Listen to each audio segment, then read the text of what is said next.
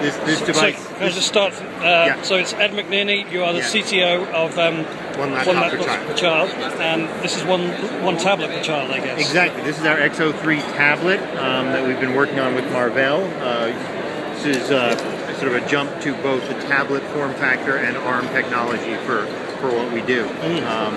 So we're really pretty excited about it. We're excited about having a nice kid-friendly design, a small form factor. I really like the idea of sort of carrying this around with a little, so it's a waterproof.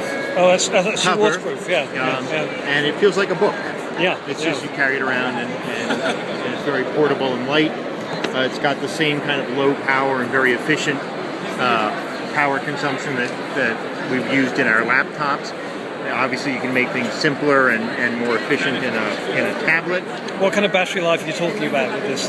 Well, it's funny. I mean, we have a number of options. All the options sort of can fit into somewhere between an 8 and 10 hour battery life, but that's really a matter of how big does we have some very cost sensitive customers, if you will. So they may actually choose to have a 5 or 6 hour battery life because it gives them a smaller battery and a cheaper solution overall. For us, what's important is overall power efficiency. Yeah. It's how much. I mean, if your charger is a hand crank. Oh, that's one of the hand cranks. Oh, well, exactly. Yeah. So you can actually now finally efficiently charge this with a hand crank. Or one of these covers can have a solar panel inside it. This is a 4-watt solar panel. So you put a thin pack battery behind this. And then you've got basically a solar battery pack that you can set out in the sun while you're using it. Yeah. And then you can snap the tablet back into the solar panel cover. So you may have one charging like that. You've got another cover that you can pop on the back, and the battery inside the cover. Right. Yeah. Snaps on like this. You can still have access to the ports for using it, but the 4 screws that hold it together are also electrical contacts. Oh, okay. And you can power the tablet with these 4 screws. So if you've got a solar panel that you've charged, and it's got 4, I don't have it on this model, but if you have 4 little pins here, you snap it all together, and now you're powering the tablet with the cover. Excellent. So it really gives you a nice way to do that. And this is Android or Linux? Yes, Android or Linux.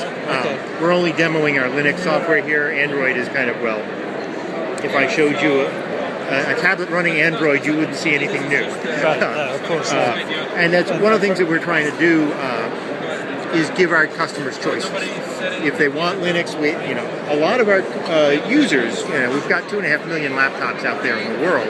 A lot of these tablets are going to go to places that have our laptops already.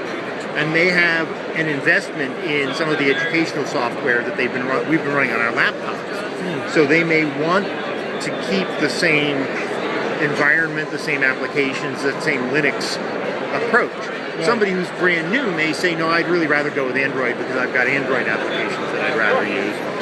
It doesn't matter to us. But this means a whole new range of kind of touch-based apps, I guess. Exactly. Exactly. So, as well as other features. I mean, one of the guys just put together a quick demo the other day because we have a 3-axis accelerometer. So you can have a game like this where you sort of teach kids fractions by trying to, get the soccer ball and have it hit. I think I have to make the ball a little heavier. It takes too long. But so we have sort of the same existing applications as well as the ability to do new and different things as well. And do you see this replacing the laptops or being alongside them? Being alongside them for a long time. Right. I think ultimately we'll get to the point where it makes sense to go with this form factor, but that's a long way off. We've got a lot of laptops out there right now. We've got this same ARM technology is moving from we're moving our laptops from x86 to ARM as well.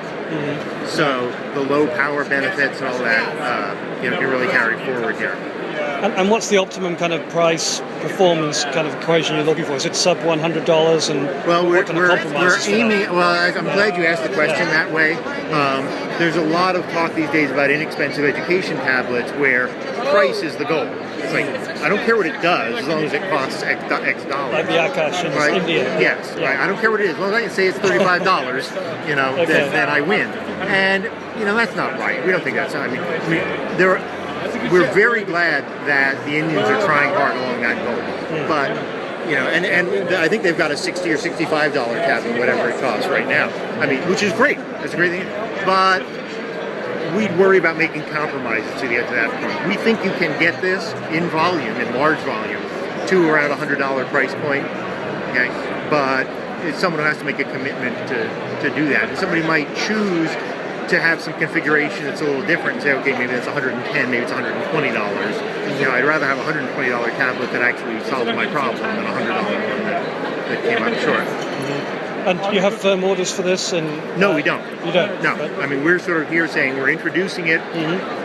We, unlike, HP and RIM, whatever, we don't just go build up warehouses of tablets and hope somebody buys them. We can't afford to do that. We have no money. I'm not sure they can afford to do it either, but they have the money. Not anymore, no. And so, so we're really in a position now to say this is ready to go into production. It's not going anywhere unless somebody says, okay, I'd like 500,000 of them, I'd like 1 million of them, enough to really, get it off the ground. Yeah. We hope that happens soon.